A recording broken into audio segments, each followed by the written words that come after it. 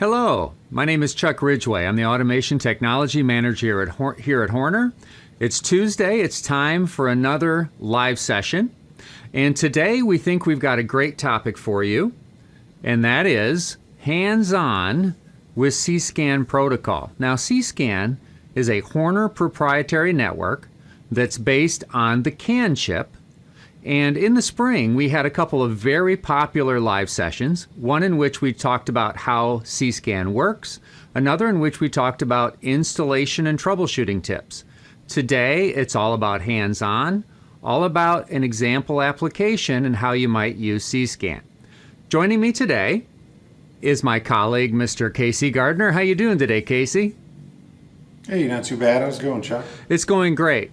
Now, today, of course, in 2021, there are lots of choices for networks. So we have lots of Ethernet networks available, industrial variations on Ethernet, and we've covered a lot of those in these live sessions. CsCAN is another network option that has different characteristics than Ethernet does. Can you name maybe or talk about a little bit of a recent application where CsCAN happened to be the best choice for a customer? Yeah, I'd say more generally, we've had more retrofit applications that have come up recently in which we're replacing mediums of communication that don't necessarily apply to newer installations. So CsCAN really has been a kind of leading protocol for a lot of those applications from either like peer-to-peer or for remote I/O as well. Yeah, there's no question. It still has a lot of utility here in 2021. Now, the application I'm going to talk about today are those applications where maybe you have a manufacturing cell where you have multiple parts of a machine or multiple machines that are modular in nature, and you might have an OCS controlling each section of a machine or each modular machine itself, and you want those parts to talk together in a seamless fashion. CsCAN is a great choice for that. So we're going to cover that in my example today.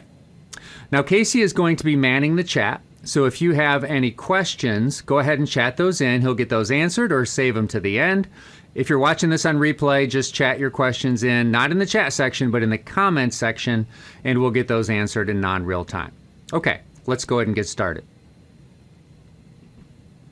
Our program for today, the first thing we're going to do is make a quick review. What is CsCAN? When would you use CsCAN versus Ethernet? And how does CsCAN Global Data work? Those are topics that we covered in a lot of detail back in the spring in the webinar or the live session that was basically how CsCAN Protocol works. But we're going to go through those fairly quickly just to get you back up to speed again. And then we're also going to go through the different CsCAN configuration and function blocks that are available in the CScape software. We're going to spend quite a bit of time talking about an example application utilizing CsCAN, and then of course go through a complete demonstration. All right, let's get started. So a quick review. What is CsCAN? Well, CsCAN stands for Control Station CAN, and it's pronounced just like I'm saying it, CsCAN. It's a Horner network, proprietary in nature, that's based on the CAN chip.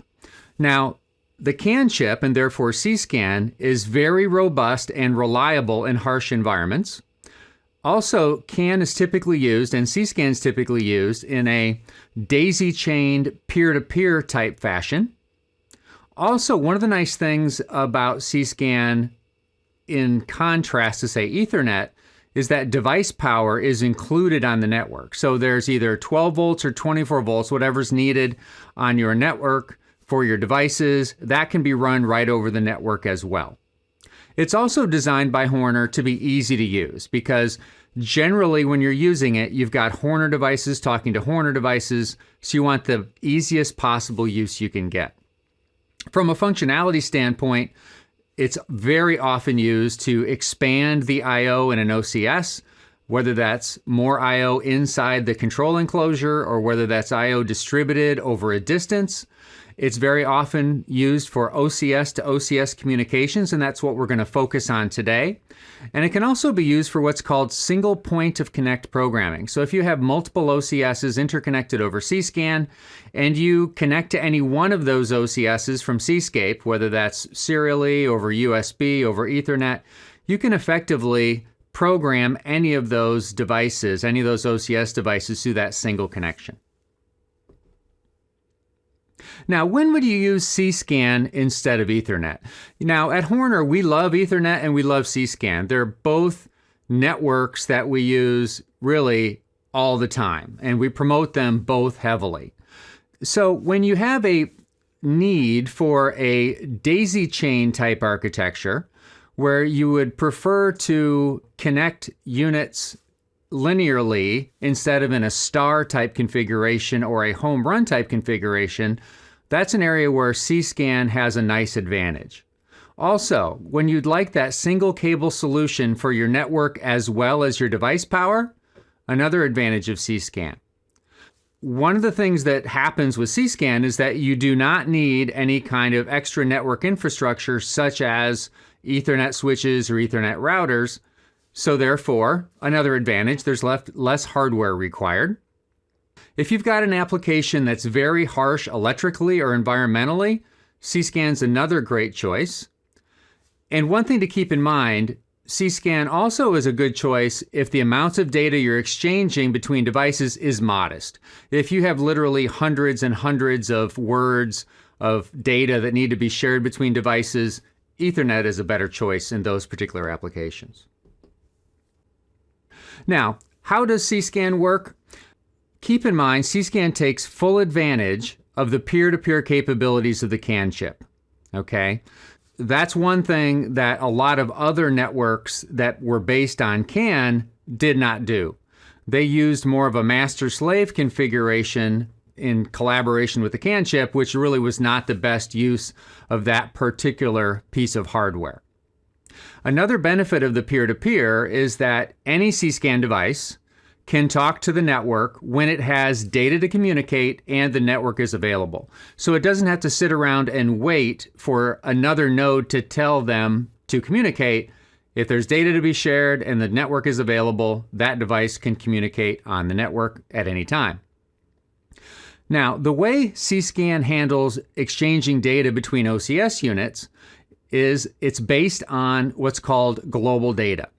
So each CsCAN unit, OCS for instance, each device ID is assigned global data, both digital, which is called QG, and analog, which is called AQG, that node can then broadcast to the network. And every OCS on the network has access to all the global data broadcast by any node. So each node has a limited amount of data that they can broadcast to the network, but each node has access to all the data on the network if they're interested. Okay, let's talk about CsCAN global data going out to the network. As I just mentioned, each OCS node ID can have both digital and analog data that it broadcasts. Each node ID can handle 64 QGs, or digital bits, and 32 AQGs, or analog words, to the network. Now, if an OCS needs more data than that to broadcast to the network, then you can assign multiple consecutive node IDs to that OCS. As an example, if an OCS is node number 11 and you want it to have, let's say, 64 AQGs instead of just 32, you could assign 2 consecutive IDs to that particular OCS instead of just 1. Also, you use a NetPut function block in your program to broadcast the global data to the network. And again, anytime the bus is available or the network is available, the OCS can choose to broadcast it to the network. And that global data is typically broadcast 4 words at a time. Also, it's important to note that every OCS can broadcast by default 1 CAN message per scan, but you have the ability to increase that beyond just 1 message per scan. All right, next we're going to talk about global data in from the network. Now, this is something that's really cool about CsCAN, and that is that every OCS in the background automatically sees any global data that's flying around on the network and makes a copy of it into its internal memory. So every piece of global data flying around the network is copied into the RAM memory of every OCS. And then that OCS, or each OCS, can use NetGet function blocks to act like a move block. And what those NetGets do is they grab data from the internal RAM map and they copy it into a variable that can therefore be used in the OCS program. Okay? So when you send data to the network using a NetPut, you definitely create bandwidth or create messages, create traffic. But when you use a NetGet, all that's happening is an individual OCS is retrieving data from its own internal memory and copying it to an internal variable. So no traffic is generated by a NetGet. Okay, let's take a look now at how that global data exchange works kind of graphically. So let's say we have 3 OCSs on a network. Node 1 executes a NetPut instruction. And then what happens is that global data gets broadcast to the network. And then automatically in the background, all the other OCSs on the network copy that data into their local RAM, whether they're going to use the data or not. When node 2 needs to transmit data to the network, same thing happens. It sends global data or broadcasts global data to the network, and all the other OCSs on the LAN or on the CAN network copy it to their local memory, whether they're going to use it or not. Same thing with number 3. No difference whatsoever. Every OCS has the ability to transmit global data. Every other OCS will make a copy of that information into its local memory. Again, NetPuts always generate traffic because an actual message is being sent. And then to take advantage of the global data broadcast by other controllers, you can use those NetGet instructions to copy that data from RAM locally into local variables where you can use it in your program, on the screen, etc. And again, since a NetGet is just a data copy, there is absolutely no bandwidth being used. In a typical application, not all the network data is relevant to every OCS. Okay, so NetGets are only used for the data that's relevant to each individual OCS. Okay, so hopefully graphically, that gave you a pretty good idea of how CsCAN works from a global data exchange standpoint. Next, we're going to talk about configuring CsCAN. All right, and we're going to start with the network configuration dialog box for CsCAN, and then we're going to move into all the different function blocks you can use for exchanging data between controllers. A couple of highlights I want to handle on the CsCAN network configuration. First of all, you only need to check the network required checkbox if you're actually using the CsCAN network. And what that'll do is if the CsCAN network for whatever reason is not operating properly, if therefore the network OK status is off, then the OK LED for the OCS that you can see from the system menu, that OK LED will effectively then turn off when the network goes down. Also, there's a network optimized checkbox. You always want to check that. What that does is ensures that a full 4 words of global data are broadcast with every CAN message, which is what you want. Now, we've talked before about the fact that you can assign multiple consecutive IDs to an OCS if you need more than 64 bits and 32 words of global data to be broadcast by that particular node. This dialog section here is where you can assign the multiple consecutive IDs. And then lastly here, max packets per scan. By default, the OCS will broadcast a maximum of 1 CAN message per scan, which means 4 words. If you've got more data than that that's being broadcast, and you want the ability for the OCS to send multiple CAN messages per scan, then you'll want to increase that number. In my example that I'm showing you today, I think I increased that number from 1 to 3. Okay, let's start with the NetPut instruction. Now, the NetPut instruction will effectively, that's what broadcasts your global data. And it's typically used on a change of state basis, which is really important. Because if it's used on a change of state basis, that means the OCS will only broadcast the global data whenever it changes. which will manage bandwidth efficiently. Now, if you've got, let's say, analog data or some other piece of information that you would rather broadcast on a periodic basis, you can do that as well. It just means that you need to build a little bit of logic in your application to trigger that message and use that as the digital enable for the function block. In my example today, I had some set point information, and I believe with that, or no, I know what it was. I had set point information that was being broadcast on a change of state, but I had some kind of analog status type data that I set up to be broadcast once per second, because that was plenty fast enough for what that data was being used for. So therefore, I was careful not to flood the network with extra traffic. Now, the converse to the NetPut instruction is the NetGet instruction. And we've talked about that already today. And that is, it's basically a data move where it's going to grab data internally from RAM, and it's going to place it like a move block would in a internal variable. All right. And again, NetGet instructions do not generate network traffic because they're just a copy from local memory. Now there's a couple more important instructions, a NetPut heartbeat and a NetGet heartbeat instruction. These are used so that different OCSs on the network can pay attention and validate that another OCS that is important to it is healthy and is active on the network.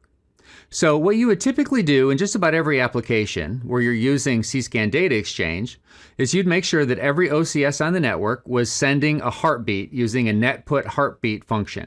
And you might send a heartbeat, let's say, every 500 milliseconds or so. And then also every OCS is going to use a NetGet heartbeat instruction in their local logic to pay attention to the other OCSs on the network in which they're retrieving data. So if you have three OCSs on a network, what you might have is you might have one NetPut heartbeat for every OCS. So that's one for that OCS.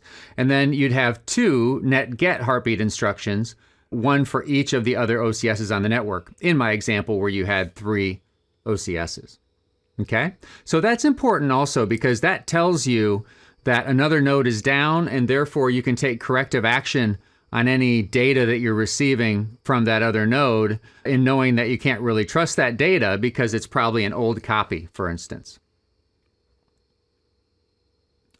Okay, we have a new instruction that we just added, a few months ago, I would say, and that is a set CAN ID instruction. Now, normally the CAN address or the node address or the node ID, normally that is set from the system menu or from CsCAN. That's most typically how it's done and has been done for many years. However, we had some applications with some customers that said, hey, I'd really love to be able to set the network ID not from the system menu, and I'd also like to potentially derive what ID I want to use for any particular controller based on its location in production line. So we said, all right, that makes some sense. So we've created this set CAN ID instruction, which is just like you'd imagine. It gives you the ability to, in logic, to set the CAN address of the OCS.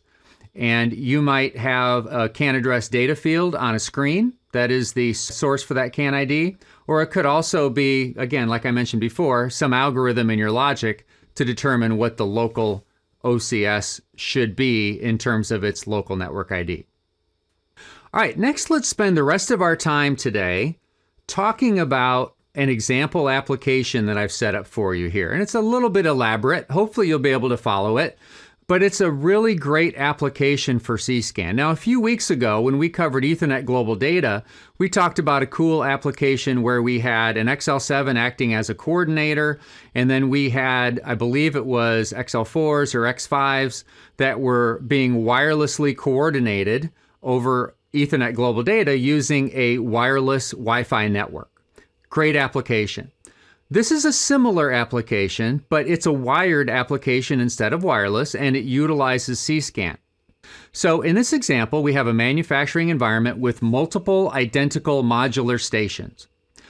Parts are moved from station to station, and each station is performing a very similar progressive operation. In other words, each operation builds upon the previous one, and they're similar operations. So the same OCS can be used to control every station, and better yet, the same program, one program, can reside in each OCS that's identical. So you've got the flexibility to move these stations around physically and re-interconnect them. And because they all have the same program they're running, you don't have to go in and reprogram anything. Worst case scenario, you might reset a station ID.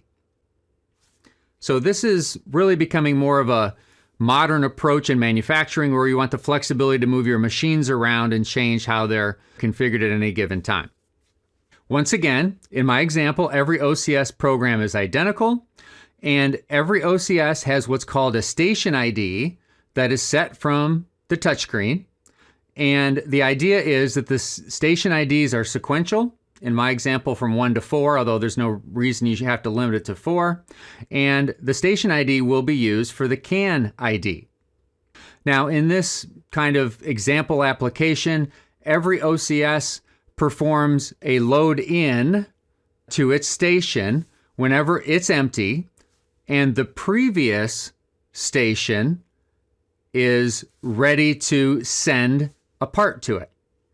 And then subsequently, each OCS also sends on to the next station the part that it's been working on as soon as the next station is empty, and we're done with the part when it comes to processing on our own, on our current station. And then all 4 stations, in my example, they receive operational parameters from another OCS, a centralized OCS, in this case an EXLW, which has a nice, slightly larger screen for displaying the parameters. So that's our example. Now, here's an outline of what we need to set up to make this all happen. Now, because I've decided to allow the application to be set up from the touchscreen in terms of its CAN ID, then I'm going to use a set CAN ID instruction. Also, every OCS, and remember they're all running the same program except for the coordinating EXLW, every OCS is going to send a heartbeat to the network. Okay, so we're going to use that instruction.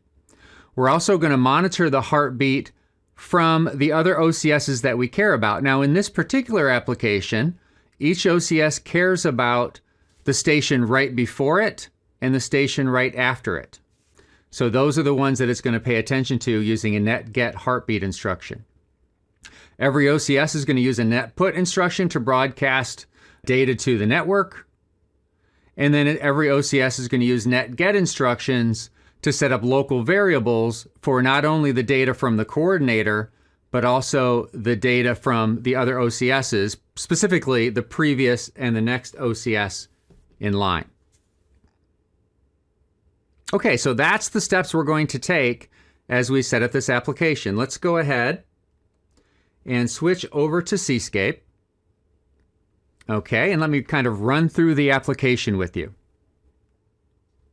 I've kind of broken the different sections of function blocks and that sort of thing into multiple sections just to make it easy to kind of show them to you. In a real world application, I probably would have not this many broken up sections of code, but I think this illustrates it pretty well with what I'm trying to do. Now, in my example here, if you remember, I said that we're going to set the CsCAN ID, not from the system menu in this case, but actually from the touchscreen. So therefore, I need to use this set CAN ID function block, and the variable that's being fed into it is a variable that is populated from a touchscreen object, a data object on the touchscreen. So that's how my local CAN ID is set. Now, as I mentioned also earlier, every station or every OCS cares about the station before it and the station after it.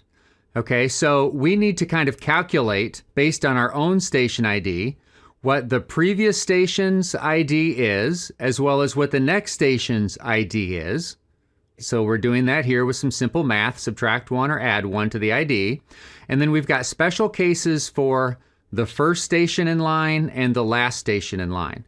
In those cases, if you're the first in line, you're going to be getting some data from some extra data from the coordinator. Same thing if you're the last station in line. Okay, so That's kind of the first step in our sample application here. Next, I've got a section of code that deals with the CsCAN heartbeats.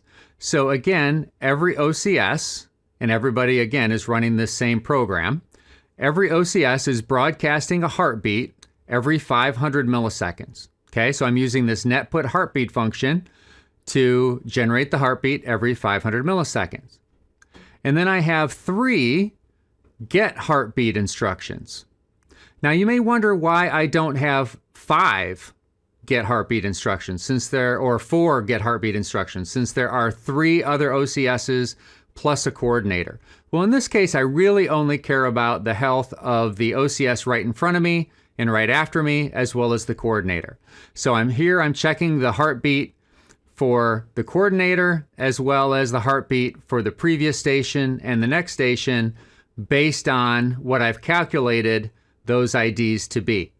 And then when I'm configuring this NetGet heartbeat instruction, even though every OCS is generating a heartbeat every 500 milliseconds, I'm only going to have a timeout of 1,000 milliseconds for the heartbeat to be late. Okay, that way I don't have any nuisance expirations of the heartbeat.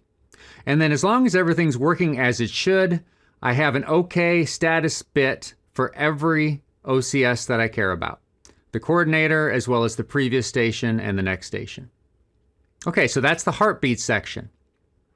Next, let's take a look at, I'm going to skip forward now, and I'm going to jump to the CsCAN out section. So in this section, what we're doing is every OCS is taking local variables and copying them to an array, which is ultimately transmitted or broadcast to the network. So remember, when you broadcast global data, you have both digital or bit type data as well as analog or word type data. So in these 4 rungs, I am taking 4 of my bit type variables and copying them over one at a time to 4 locations in an array, which are then broadcast using this NetPut here. Now, when you use a NetPut, keep in mind that even though it's bit type data, it's broadcast 1 word at a time. So you don't have the ability to broadcast less than 1 word of bit type data using the NetPut. So you're going to have a minimum of 16 bits that are going to effectively be broadcast. Now, in this case, we only had 4 meaningful bits in our example, so that's all I've got assigned to this particular array. So that's the bit type data that every OCS is broadcasting. And then down here, we have 2 pieces of word type data. Okay, we have an actual temperature and an actual time that are being broadcast as word status information to the network. Now, in this case, I don't want to broadcast this on a change of state because that would utilize more bandwidth than what I need. And so what I'm doing instead is I'm going to send this data to the network once per second. So I've generated a trigger bit here that is a 1-shot that turns on once per second, and that trigger bit then once per second triggers the NetPut for this word type status information. And once per second in my application for this sort of status temperature and status time is perfectly reasonable. Okay, so that's the logic required to send data to the network. So every OCS in our example is going to be broadcasting data, the same data, digital data as well as analog data, to the network. And that data automatically is being placed in RAM by every OCS on the network. And then it takes NetGet instructions to be used in your local program to take that received data and copy it over to a local variable that you can use in your program. So next I'm going to skip back to the CsCAN in section here. Okay, so I actually have 2 different CsCAN in sections, and I'll talk about those. First, this is a section of code where we're going to use NetGet instructions to copy data from local memory, which was broadcast by other OCSs. And in this case, we're going to be using a NetGet function block, which is getting data from the previous station. Okay, so if we're ID number 3 and we're executing this code, then this is a NetGet from station number 2. Okay, because remember, we calculated what the ID of the previous station is and what the ID of the next station is. All right, so using this NetGet, we're copying one word of data. Okay, let's take a look here. We're copying one word of data from the previous station, and it's digital data, and we're copying it into a local array. And then, they're ultimately, for the OCS that's the previous station to us, there's really only one bit we care about, and that is a bit that basically says that that previous station is ready to send us another part. All right, so effectively we've mapped the global data we received from this function block over to a local variable called previous ready to send. Similarly, we have another NetGet function block that's getting data from the next station in line. And the one piece of information we care about here is then being copied over to a local variable called next station is empty. Okay, so that is the digital data in this very simple application. This is the digital data that we're exchanging from OCS to OCS as a part transitions from one to the next.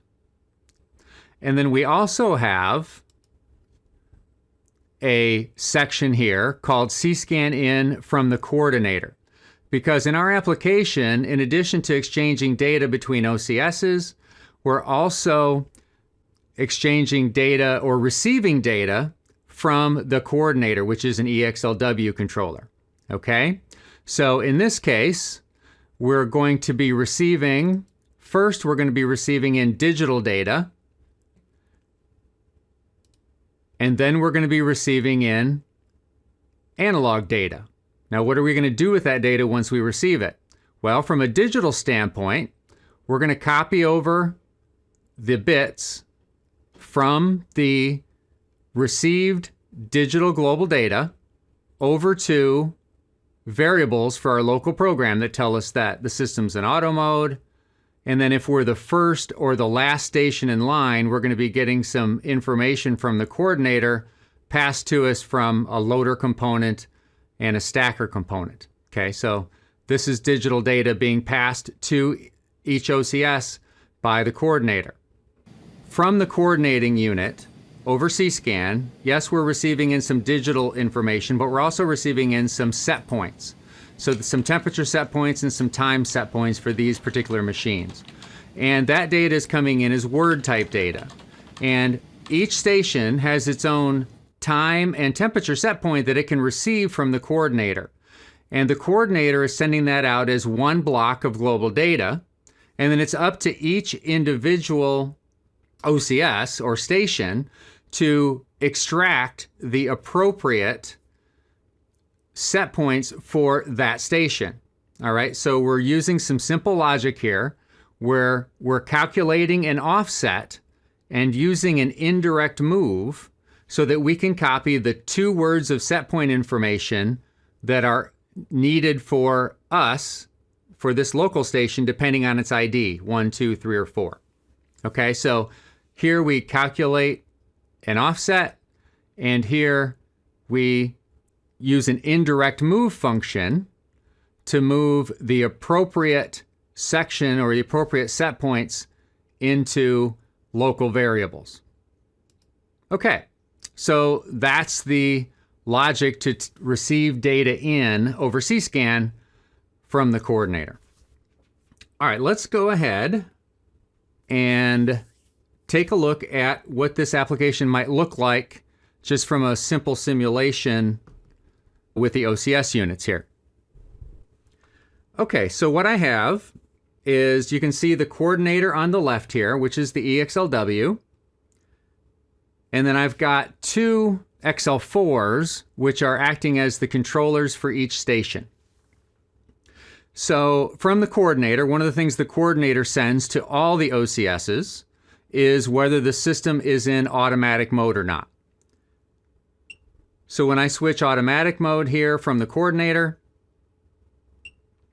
you can see on every individual station that that bit is important to every station, so therefore it's received by every station, or there's a NetGet that grabs that data, and then ultimately that data is mapped over to a local variable in every OCS. Okay, also, you can see that I've got station number 1 and station number 2 here, and I have the ability, by using this data field, if I want, to just change the ID of that local station. Now in this case, I'm going to go ahead and leave them at 1 and 2, but if I had reconfigured this system or moved the station around and then reconnected them using modular cables, I could easily renumber them if I had to. Okay? Now, let's take a look here. So if you can see that if I'm ready to send a part to the next station, that status is reflected in the next station. And again, that's all data that's being passed over CsCAN global data. So let's see if we can kind of get something happening here. This is just really a simple application showing you how things move around. So let's say that we start off and we want to load a part into the first station. Well, that has to come from the loader. Okay, so you can see that we now, since we were empty and we had a part come in from the loader, that we're in the process of loading that particular part. So we're no longer empty. The next guy is empty, but we're not quite ready to send that part on again. As soon as we are, okay, we start sending it and it starts receiving it. Okay, so basically what we have here is some really clever, I want to call it handshaking, I guess you will, between units so that you can very easily pass data from unit to unit depending on what information is important. Is there a part ready for me to receive in the previous machine or the previous section or station? Is the next station ready to receive the part that I want to send it? Those sorts of things. And then there's set point type data from the coordinator. So if I change the temperature set point from the coordinator, it shows up here. It doesn't show up there because that's not the set point that was intended for that station. Okay, that logic I use for the indirect move to calculate where in that global data my particular set points were located, that's where that comes into play. Okay, so hopefully that will give you an idea of how CsCAN can be used to exchange data from OCS to OCS. And if you're careful and you have a modular application, there's absolutely no reason why you can't have one program that runs on multiple OCS units that are being used in this fashion. No reason to maintain 4 or 5 different programs. In this case, we're maintaining one program for a station and another program for a totally different OCS that's acting as the coordinator. Okay, I'm going to go ahead and bring Casey Gardner back in. Any questions that came up during the demonstration? Oh, I don't think there's any questions. I'm not sure if you can hear me now. oh, I don't think I can hear Casey. Hang on one second. Let me try and see if I can bring him in. Yeah, for whatever reason, I don't have Casey's sound. All right, let's go ahead and wrap things up for today. I want to remind you that if you haven't subscribed to our channel already, that please do so now. When we have a new show that crops up or a new live stream where we go live, you'll get a notification if you've selected notifications. And keep in mind, we're available every Tuesday. Now, if you came up with any questions based on today's program, normally we'd be answering those right at this stage of the live show. But because we had some technical difficulties for some reason, we'll only be able to answer questions in non-real time. So type those in to the comment section, and then we'll be more than happy to answer those in non-real time. Until next week, thanks for joining us, and we'll talk to you again next Tuesday at 2 o'clock.